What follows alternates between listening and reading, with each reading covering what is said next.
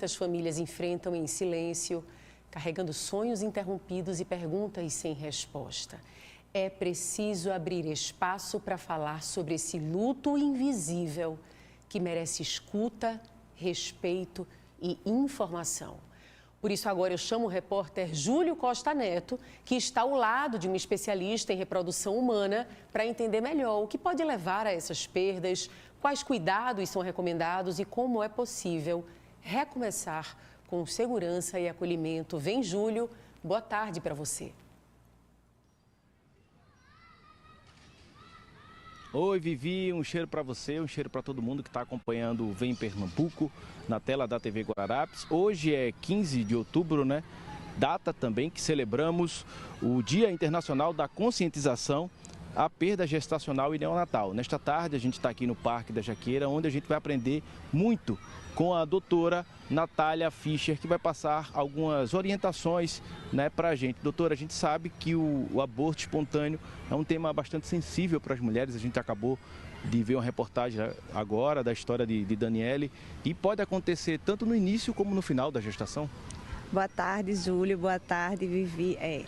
Esse tema é um tema muito sensível. Eu acho que a sociedade muitas vezes não está preparada para dar o apoio necessário a essas mulheres que estão passando por esse luto, porque é um luto tanto físico, é uma dor física, ela acabou de passar por uma gestação, tem todas as mudanças do corpo, quando vai para o final da gravidez tem a questão da cirurgia, você tem um luto emocional que é a expectativa de um sonho, é toda uma construção, né, que foi criada e agora vai ter que ser reconstruída de outra forma, né? Bom, a perda gestacional ela pode sim acontecer tanto no primeiro, no segundo ou no terceiro trimestre de gestação. A mais comum, vamos dizer assim, é a perda gestacional logo no início da gestação, que é nas 12 primeiras semanas, que é o primeiro trimestre de gestação. E a principal causa dessa perda, geralmente, é um fator genético. 60%, 80% dessas mulheres que têm essa perda são por fatores genéticos e são ocasionais. Então, são perdas que iriam acontecer e que não é necessário uma investigação maior, vamos dizer assim. Eu acho que toda perda precisa sim de uma investigação, de uma orientação, do apoio, de avaliação nutricional e de outros fatores, mas não é nada que a gente pense que vá acontecer novamente.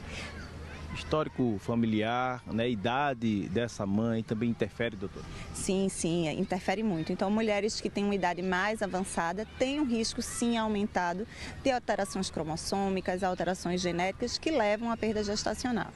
No caso de histórico familiar, a gente pode ter doenças como diabetes, pressão alta, a própria pré-eclâmpsia, você pode ter histórico familiar, você pode ter também histórico de malformações na família, que também já predispõe a uma tendência de você ter alguma alteração nessa gestação. Recentemente a cantora Alexa, né, sofreu um aborto, mas ela passou pelo processo, ela chegou a ter, né, a criança.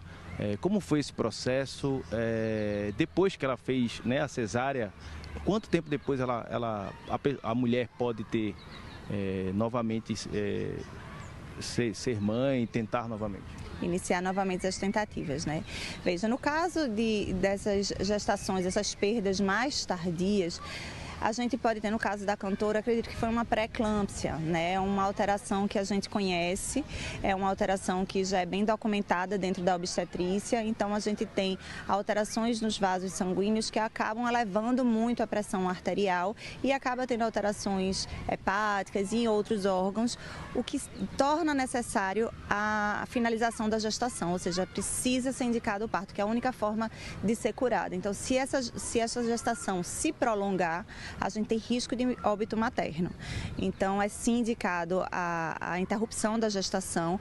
Quando o bebê é muito prematuro, que foi o que aconteceu com a cantora, a gente ainda investe, né? A equipe de neonatologista, depender da idade gestacional, do peso, ainda existe um investimento muito grande. Mas esse bebê ele ainda não está preparado para esse mundo, né? Ele ainda os órgãos estão muito imaturos, eles não sabem ainda respirar, então eles precisam de toda uma ajuda e muitas vezes eles não conseguem ultrapassar esses desafios.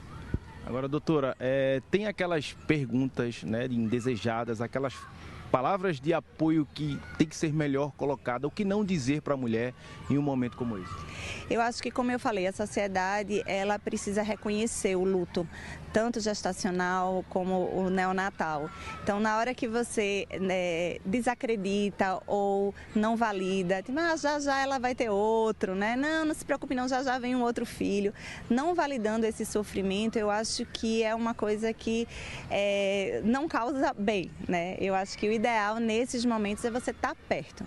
Vai precisar ir numa farmácia, vai precisar de um apoio para ajudar em casa, um ombro para chorar, mas o apoio presencial mesmo, de estar disponível para o que aquela mulher precisar e estar de braços abertos para escutar, reconhecer e estar junto. E o apoio clínico, doutora, né? Depois desse trauma, quais exames essa mulher deve fazer?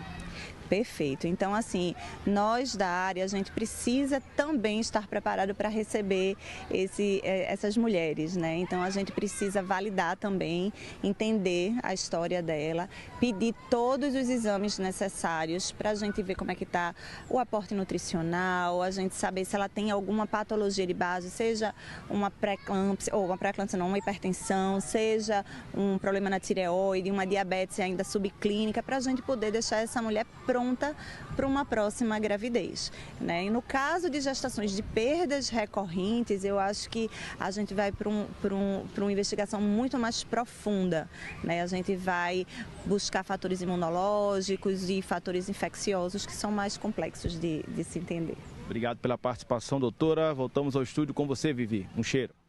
Obrigada, Júlia. Um cheiro para você. Eu vou deixar o nosso WhatsApp disponível para você que acompanha o Vem Pernambuco agora, fazer a sua pergunta, tirar a sua dúvida. A gente volta mais uma vez com o Júlio Costa Neto, acompanhado deste especialista em reprodução humana, ginecologista também, para esclarecer a sua dúvida. O telefone está aqui, o DDD é 819-9413-5541, 99413-5541. Volto já já com o Júlio Costa Neto.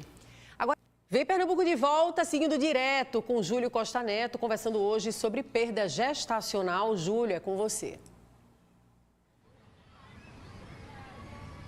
Oi, Vivi. A gente segue aqui ao lado da doutora Natália Fischer, agora respondendo as perguntas dos nossos telespectadores, as pessoas que estão acompanhando o Vem Pernambuco. Eu vou aqui com Flávia de Arthur Lungrid. Gostaria de saber sobre a incompetência istmo-cervical. Perdi 3 gestações, mesmo fazendo cerclagem, sempre no 5º mês da gestação. Tinha dores do parto, mas o bebê, infelizmente, não desenvolvia. Veja, a incompetência istmo-cervical é uma falha, vamos dizer assim, no início do útero. O útero é dividido em 2 partes, o istmo e o colo do útero e o corpo uterino. Quando essa parte ístmica, ela não segura esse bebê, ela começa a dilatar, que é o momento do bebê nascer. Quando você tem um istmo incompetente, antes do período normal do parto, ele começa a se dilatar. Então, o ideal é que realmente fique de repouso, faça uma cerclagem, que são pontos nesse colo do útero, para tentar segurar o bebê. Agora, Gabriele Dupina. Estou grávida de poucos meses. Em setembro, tive um pequeno sangramento bem escuro. Fiz a ultrassom e não apareceu nada. Devo me preocupar, doutora? Bom, Gabriele, é muito comum sangramento nessa fase inicial da gestação e muitas vezes, graças a Deus, não tem nada com o bebê.